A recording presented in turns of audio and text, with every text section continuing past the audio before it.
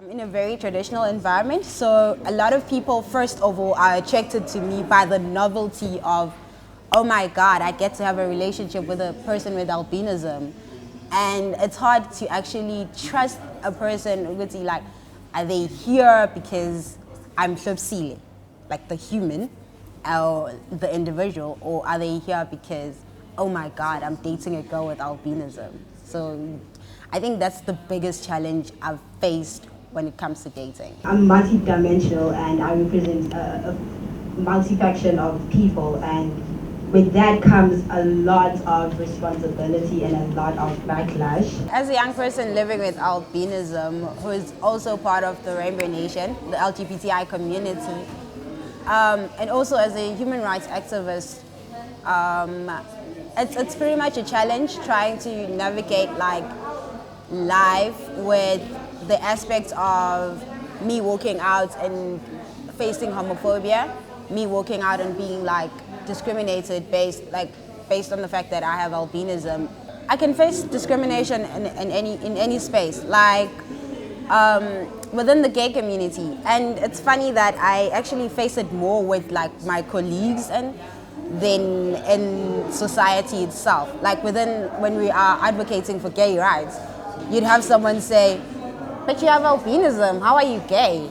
And then within like when we're doing like something of like maybe women's rights and stuff like that, then someone will be like, lesbians and women's rights, and I'm like, I'm a woman first. And also I like that it was inclusive of everybody, and also like as a queer young woman, like there's also this perception of like, are you really a virgin? Like inclusion of everything. Like here in South Africa we have plus minus 18 civic society sectors. So it would be to have disability as a theme included in all those sectors. Like I said, I'm part of the LGBTI society. I'm also a young woman. I'm also black. Gender is so fluid in everything, and just because I have albinism doesn't mean now I've been taken off of the love life or the gender aspects of my life. Albinism is just my skin condition. It has nothing to do with my feelings and the way I rationalize things. As a young person coming from the rural areas of KZN, I know and see the importance of sexual education, sexual reproductive health rights. I have a friend who's in a wheelchair. Going from the rural areas, the roads there are horrible, transport is horrible. So going to the clinic to try and get those stuff is hard on its own.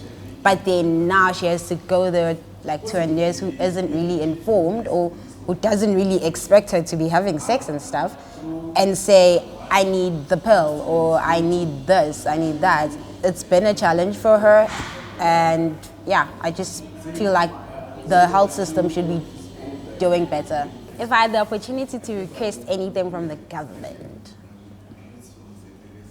do better when it comes to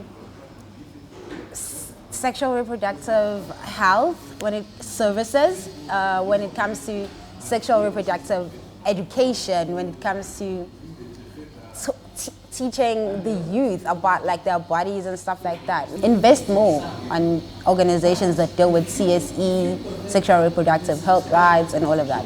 I can't wait to be part of the generation that changes everything, that achieves all the SDGs 2030, that actually lays out the foundation of happy life for my children and their children.